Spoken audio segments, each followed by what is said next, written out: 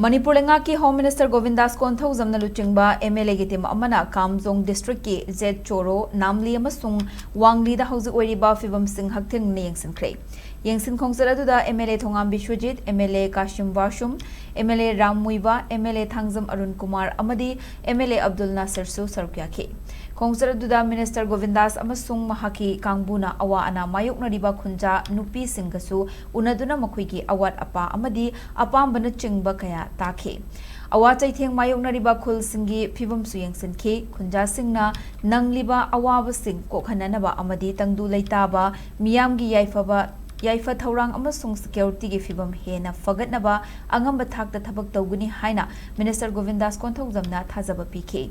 Khongcharasi Matangda Paladuna Minister Govindas na Khunja Nupi Singda Haikibada Mafum Asida Chatnanaba Chief Minister na Ngarang Makhanghalakpani Adubo Mafum Asi Yauba Ngamgadra Natragana Ngamloidra Haibigi Pau Ama Mangzaunana Launaraga Chatnanaba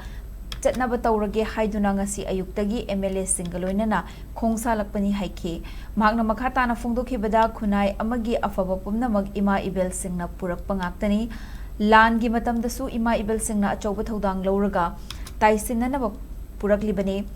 Hauzik asi Tampaki Mafamdasu Tangdu Leitadaba Fibam Ama Mayoknaraga Chatli Fibam Asimag Chingi Mafamdasu Thingnari Fibam asi Matamna Purakpani Adumakpo Aikoi Hai Singna Amadi Jackson Chatpa Mathau Tai Miyamgi Apambasu Mahak Khangle Haibana Chingba Wafam Sing Phongdoke Panbe Abadi Haukiba Tang Tarit ki Ayuki Pung Mari Makhairom Tarakpa Aduaida Myanmar gi Ngamkhaiga Tainana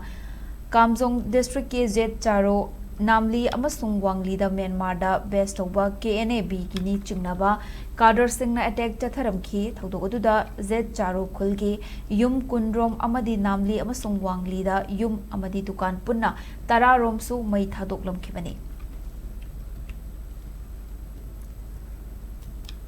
Land the semi bills in the Loina, Dialoga, Tashinagi Bangakan, Masisi, Akoi Tim Hana Honorable Minister of Viramlava,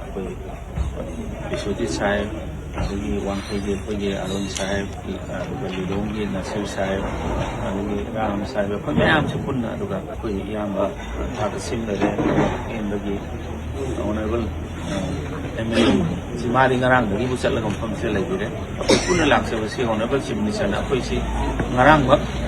pamsi yang mana bak koi set paya kadra hai dan hai macam dah koi nak kan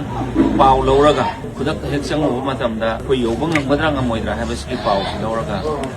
koi set set hai masih morning dah koi kari tadi Imphal lagi koi nak seb lai besi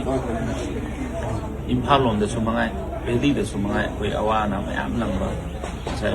former minister Habib awana mayam nangba sing the sawana mayam nangba si matam na dum purokpa du koi na masi yamna section na yamna sing na yam haina akoi setpa mathau tai